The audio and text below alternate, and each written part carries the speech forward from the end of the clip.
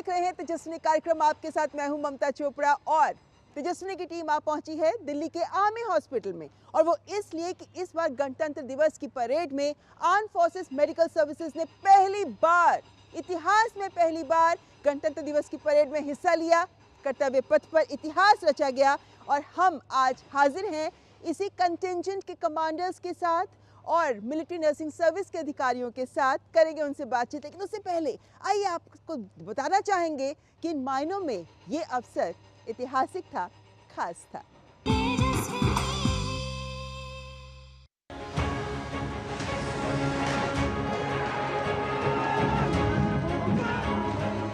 पचहत्तरवां गणतंत्र दिवस,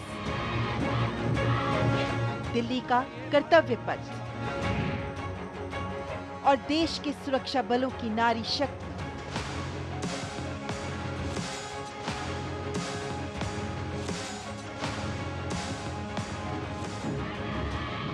देश की महिला राष्ट्रपति को दे रही थी सलामी।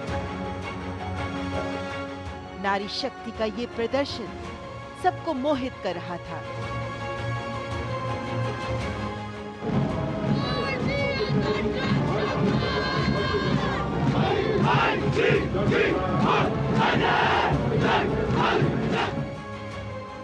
और फिर कर्तव्य पथ बना गवाह उस पल का जब इतिहास में पहली बार आर्म्ड फोर्सेस मेडिकल सर्विसेज ने भी गणतंत्र दिवस परेड में हिस्सा लिया।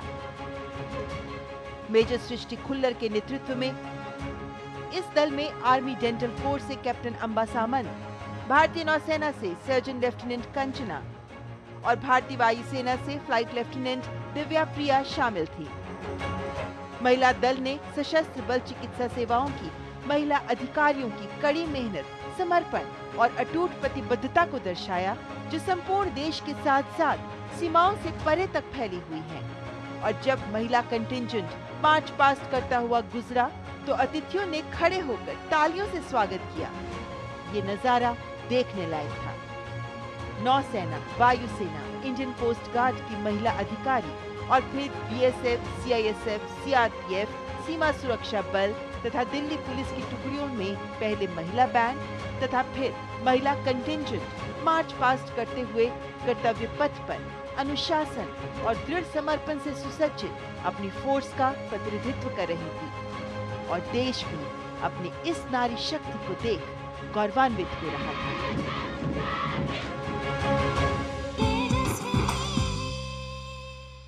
तो आइए करते हैं मुलाकात आर्म फोर्सेस मेडिकल सर्विसेज, जिन्होंने पहली बार कर्तव्य पथ पर मार्च पास्ट किया रिपब्लिक डे पर और इतिहास रच डाला। और कंटिंजेंट कमांडर थी मेजर सृष्टि खुल्लर, जो इस वक्त हमारे साथ हैं। सबसे पहले मेजर सृष्टि खुल्लर, पहली बार एएफएमएस पहुंचा कर्तव्य पथ पर, आपका क्या एहसास था?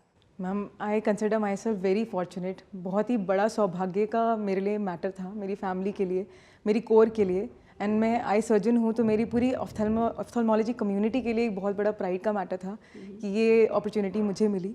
ये ना सिर्फ एक अपॉर्चुनिटी थी, एक बहुत बड़ी रिस्पॉन्सिबिलिटी थी, क्योंकि हम हिस्ट्री क्रिएट करने वाले थे। हमारी बार हमें ये मौका नारी शक्ति की कॉन्सेप्ट और विमेन एम्पावरमेंट की वजह से पहली बार मिलने वाला था। तो काफ़ी मेरे लिए चैलेंजिंग था। एंड अब दिल धुक धुक कर रहा था उस वक्त, नर्वसनेस हो रही थी उसमें। बट हमें प्रैक्टिस हमारी ड्रिल इंस्ट्रक्टर्स ने इतनी अच्छी करवाई हुई थी कि हम कंधे से कंधा मिला के बाकी कंटिजेंट्स के साथ मार्च कर सके। तो आपने ये जो प्रैक्टिस की बात की है, ये दर्शक ज़रूर जानना चाहेंगे, क्योंकि हम सुनते आए हैं, पढ़ते आए हैं कि सुबह तड़के 4 बजे से उठ जाते हैं, घंटों ड्रिल करते हैं। आप लोगों की रिहर्सल्स कैसी होती थी? सिलेक्शन होने के बाद हमने दिसंबर में दिल्ली में रिपोर्ट किया, तो हमारा ट्रेनिंग शेड्यूल हमारे सेंटर में भी ऐसे ही होता था कि हम सुबह 3 o'clock उठते थे, 4 बजे हमारा 5 किलोमीटर्स रन होता था। 5 किलोमीटर्स रन एंड उसके कुछ ब्रेक के बाद हमारा कंटिन्यूस 4 आवर्स पीरियड में ड्रिल प्रैक्टिस होती थी। तो हमने अपनी बेसिक तैयारी वहीं पे करी थी हमारे सेंटर में, एंड ताकि हमारा एंड्योरेंस लेवल हाई रहे, ताकि हम यहाँ पे बिल्कुल थके ना। तो इसीलिए हमें वहाँ पे ही सेंटर में ही अराउंड 10 किलोमीटर्स रोज़ मार्चिंग कराते थे। 10 किलोमीटर हर रोज मार्च करना, अदर देन द 5 किलोमीटर यानी 15 किलोमीटर तक सोचिए हर रोज। हाँ, लेकिन ऐसे में हम जानते हैं दिल्ली की सर्दी बहुत इस बार तो बहुत ज़्यादा परेशान करने वाली थी। ऐसे में सुबह सुबह उठ के आप लोग मार्च पास करते थे? जी मैम, जोश की गर्मी थी हमेशा। 75th Republic day, platinum jubilee Republic day, ये अपने आप में ही जोश भर देने वाली बात थी हमारे लिए, और पहली बार मौका, मतलब हम सब बस हमारे दिमाग में एक ही फोकस था कि हम हिस्ट्री क्रिएट करने वाले हैं। हिस्ट्री क्रिएट करने वाले हैं। लेकिन यहाँ पर मेजर सृष्टि खुल्लर को लेकर एक खास बात ये भी है कि इनके फैमिली में कोई डिफेंस फोर्सेस में नहीं आया।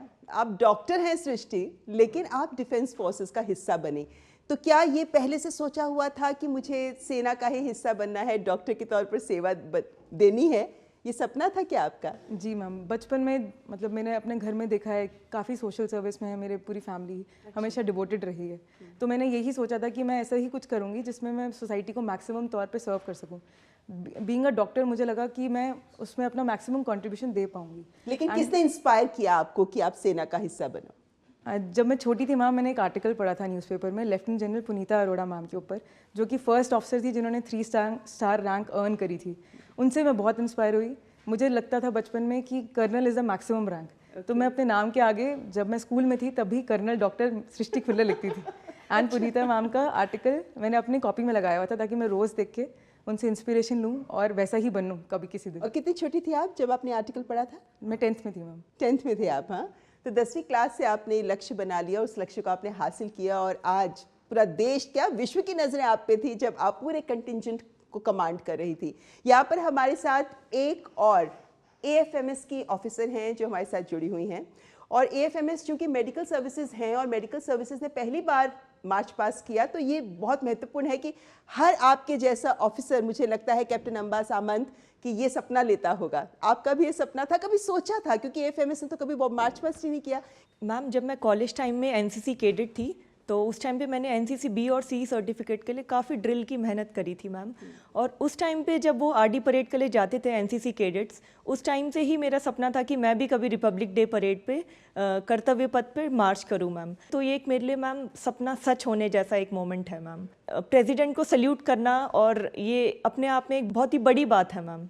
बिल्कुल बड़ी बात है। और आप भी लीड कर रही थी अपने कंटिंजेंट को ना? कितने लोग थे आपके पीछे? आपके कंटिंजेंट में कितने लोग थे? टोटल मैम मेरे पीछे 144 नर्सिंग ऑफिसर्स थी मैम, मिलिट्री नर्सिंग सर्विसेज की। वाह! तो डेंटल कोर्स से हैं आप और नर्सिंग ऑफिसर्स को लीड कर रही थी, और ये भी ऐतिहासिक था एक तरह से। लेकिन आपकी फैमिली में आप जनरेशन टू जनरेशन आप लोग सेना का हिस्सा रही हैं ना? तो जब आपने ये सोचा कि मैं भी डॉक्टर बनूंगी और सेना का हिस्सा बनूंगी, तो ऐसे में आपके परिवार की क्या प्रतिक्रिया थी? जब मैं छोटी थी मैम, तब से मैं अपने पापा को यूनिफॉर्म डोन करते हुए देखती थी। तब से मेरे पिताजी का भी सपना था और मेरा भी सपना था कि मैं कभी इंडियन आर्मी में ऑफिसर बनूं।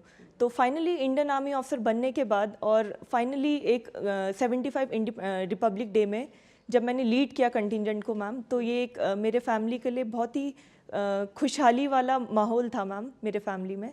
तो अब तो चूंकि गणतंत्र दिवस समाप्त हो चुका है, तो ये बताइए हमें ज़रूर कि आपको कितने कॉम्प्लीमेंट्स आए कि आपकी परेड हो रही थी और आपको देखकर जाहिर है कि स्कूल से लेकर कॉलेज से लेकर आपके कोलीग्स तक सभी बहुत अच्छा महसूस कर रहे होंगे। जी मैम, बिल्कुल मैम।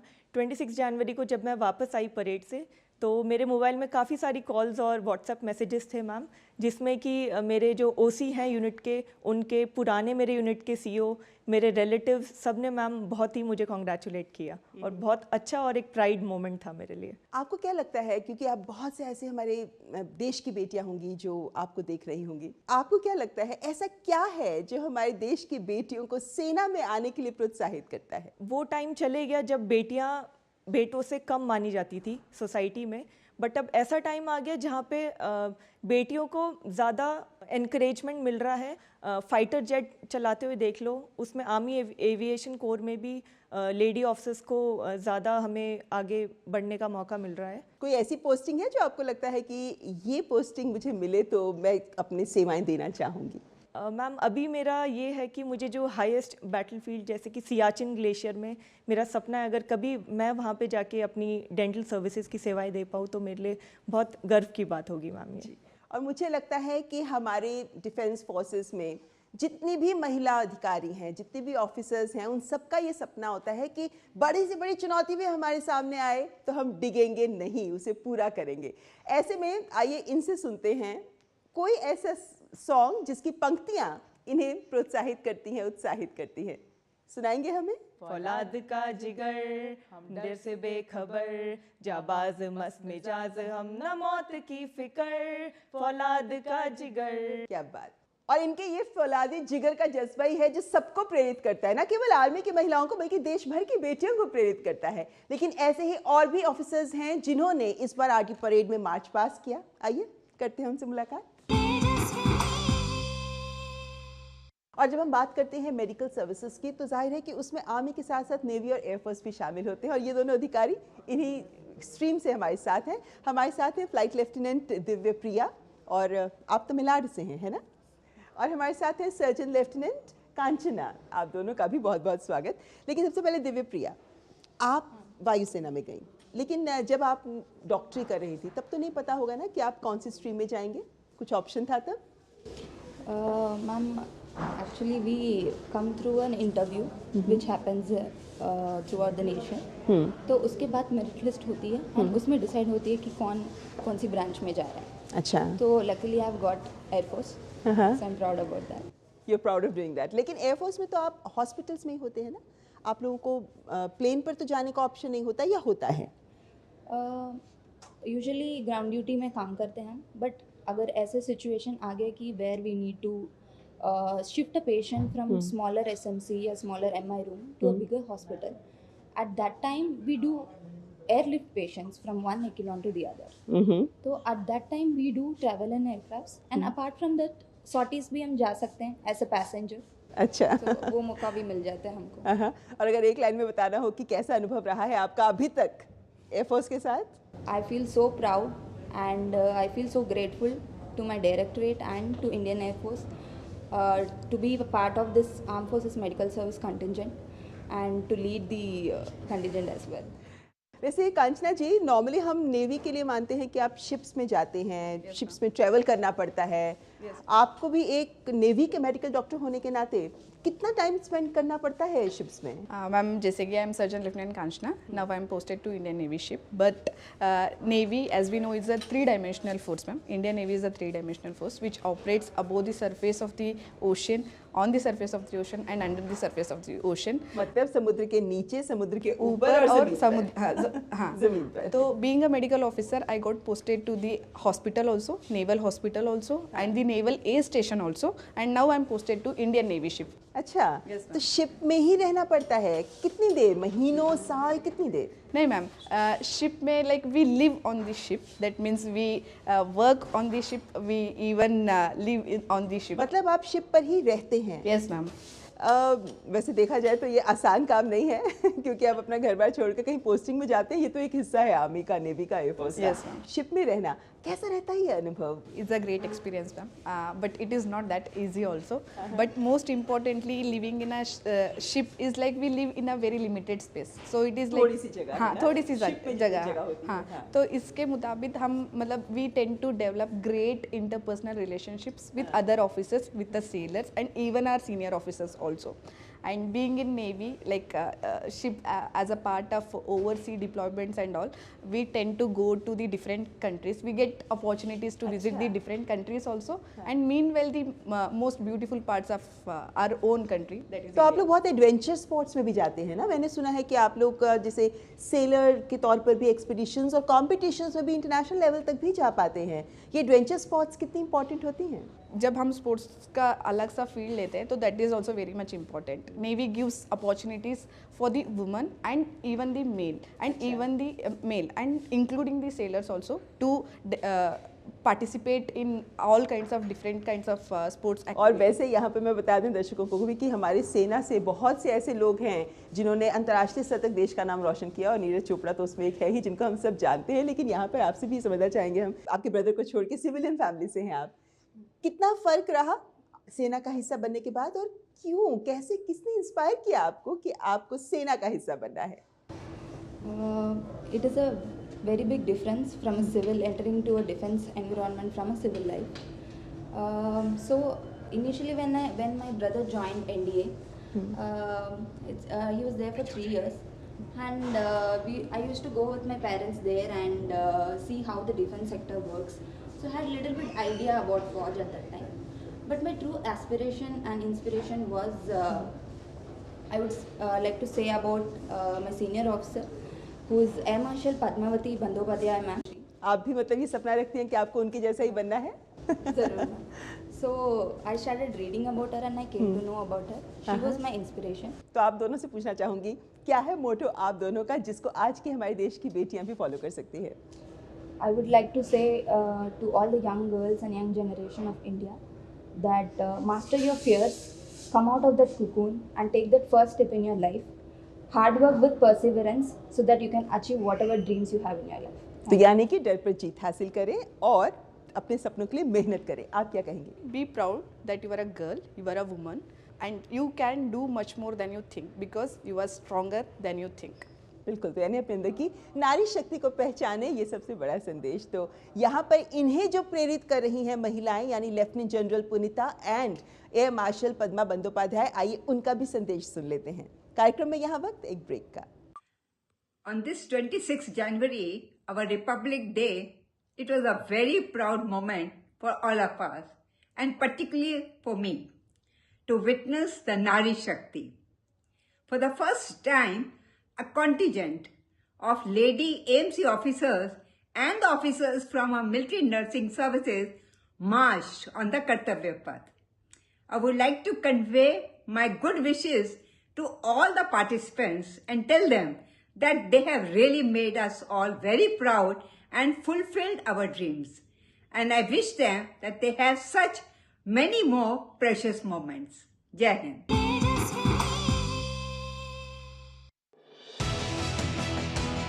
दुनिया की सबसे तेज रफ्तार और 5वीं सबसे बड़ी अर्थव्यवस्था, विश्व स्तर के बुनियादी ढांचे, भारत की फिनटेक क्रांति की कहानी मेक इन इंडिया और स्टार्टअप इंडिया की सफलता की, आर्थिक जगत की सुर्खियां, आम आदमी के लिए क्या है मायने, शेयर बाजार और दूसरे फाइनेंशियल मार्केट्स के तमाम अपडेट्स, कारोबार जगत की बड़ी खबरों का सटीक और सरल विश्लेषण।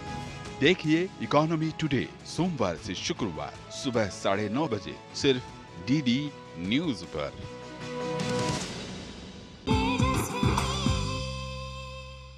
ब्रेक के बाद आपका स्वागत। आप देख रहे हैं तेजस्विनी का ये विशेष अंक जिसमें हम बात कर रहे हैं आर्म फोर्स मेडिकल सर्विसेज के कंटिंजेंट के सदस्यों से, जिन्होंने पहली बार, इतिहास में पहली बार कर्तव्य पथ पर गणतंत्र दिवस की परेड में हिस्सा लिया। और इस वक्त हमारे साथ हैं मिलिट्री नर्सिंग सर्विस के ऑफिसर्स, आइए उनसे भी बात करते हैं। हमारे साथ हैं इस वक्त कैप्टन गरिमा नायर, हमारे साथ हैं कैप्टन प्रिया सिंह, साथ ही हैं लेफ्टिनेंट अद्वैत और लेफ्टिनेंट यशस्वी हमारे साथ। सबका बहुत बहुत स्वागत करते हैं।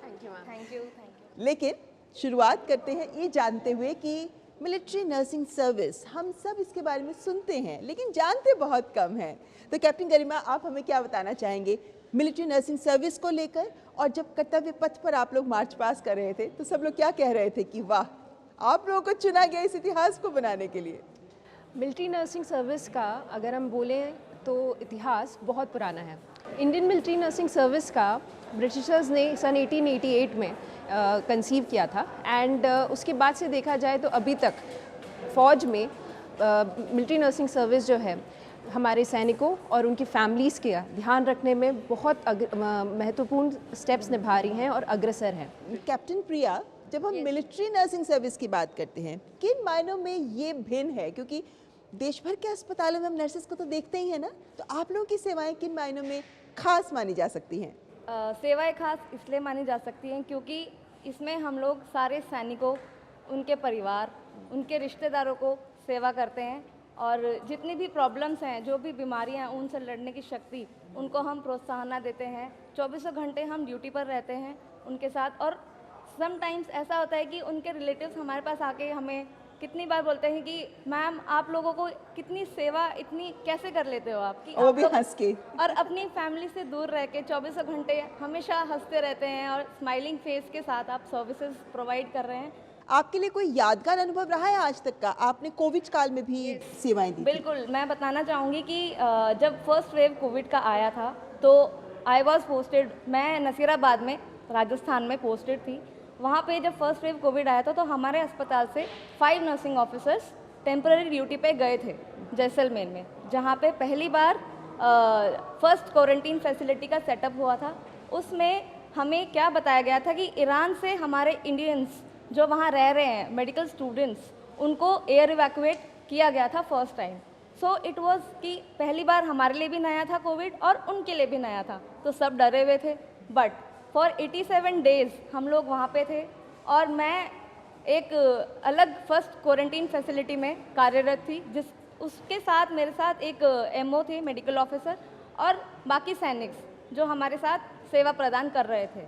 बट पूरे टाइम पीपी किट में 24 घंटे ऑन कॉल रहना और उनकी सुनना, उनकी दिक्कतें सुनना, तो वो बहुत ही मुश्किल दौर था हमारे लिए भी और उनके लिए। बहुत मुश्किल दौर था और मुझे लगता है उस वक्त में खास तौर पर इस हिम्मत की ज़रूरत थी, क्योंकि एक अननोन चीज़ से आप लड़ रहे थे और आपको पता नहीं था इसका क्या असर भी हो सकता है। लेकिन कैप्टन गरिमा, बहुत से लोग ऐसे होंगे जो सोच रहे होंगे कि मिलिट्री नर्सिंग सर्विस में हम कैसे जा सकते हैं, तो बताएंगे हमारे दर्शकों। मिलिट्री नर्सिंग सर्विस में आने के 2 एंट्रीज़ हैं, एक सिविल एंट्री होती है और एक आफ्टर 12th एंट्री होती है। जो आफ्टर 12th एंट्री होती है, आप फिज़िक्स, केमिस्ट्री, बायोलॉजी के स्टूडेंट होते हैं। अभी तो फ़िलहाल नीट के एंट्रेंस के थ्रू ही इसे लिया जा रहा है। आपकी एक मेरिट लिस्ट बनती है, उसके बाद आपको इंटरव्यूज़ और मेडिकल्स के लिए बुलाया जाता है। फिर एक कंसोलिडेटेड लिस्ट बनती है जिसके थ्रू अंडर मेरिट आप हमारे मिलिट्री नर्सिंग सर्विस के 6 कॉलेजेस हैं जिसमें आप ग्रेजुएशन के लिए एनरोल होते हो। अगर सिविल एंट्री की बात की जाए तो सिविल से आप ग्रेजुएशन करते हैं एक रेप्यूटेड यूनिवर्सिटी से। उसके बाद आपका एसएसबी जैसे ही एक सिलेक्शन बोर्ड बैठता है जो आपका मेडिकल्स करते हैं, आपका इंटरव्यू करते हैं, एंड उसके बाद एक मेरिट लिस्ट बनती है और उस समय पे गवर्नमेंट वैकेंसीज़ के अकॉर्डिंग आपको इसमें इंडक्ट हो सकते हैं।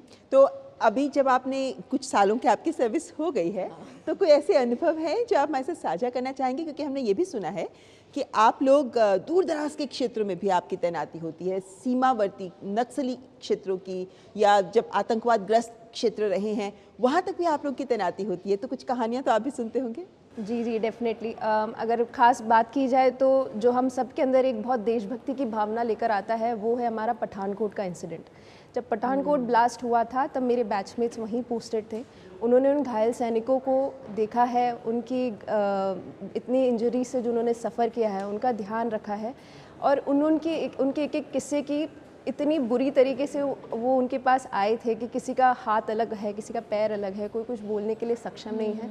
उस सब के बीच भी हमारा जो मोटो है MNS का, सर्विस विद स्माइल, हमने उसके साथ उनका ध्यान रखा है और आज उनमें से कुछ सैनिक हैं जो हमारे बीच हैं और बहुत प्राउड फील होता है कि हमने उनका ध्यान रखा है, और जो सैनिक हमारी रक्षा करते हैं हम उनके लिए, उनके परिवार के लिए कुछ कर पाते हैं। मुझे लगता है कि ऐसे बहुत से अनुभव आप सबके पास होंगे, क्योंकि हर दिन इनके लिए एक परीक्षा का समय होता है जब इनको अपनी सेवा को मुस्तैदी से करना होता है। लेकिन हमारे साथ ये कैप्टन हैं जिन्हें कुछ साल का अनुभव रहा है, लेकिन हमारे साथ युवा लेफ्टिनेंट्स भी हैं। लेफ्टिनेंट अद्वैता, आपसे शुरुआत करती हूँ। केरल से हैं आप, आपको किसने इंस्पायर किया कि आप नर्सिंग में आए? मैं एक्चुअली खुद से इंस्पायर्ड ही हूँ। मेरे को हेल्थ फील्ड में इंटरेस्ट था और साथ में इंडियन आर्मी में भी ज्वाइन करने का बहुत इच्छा था। पर आप तो ब्लैक बेल्ट हैं, है ना? हाँ जी।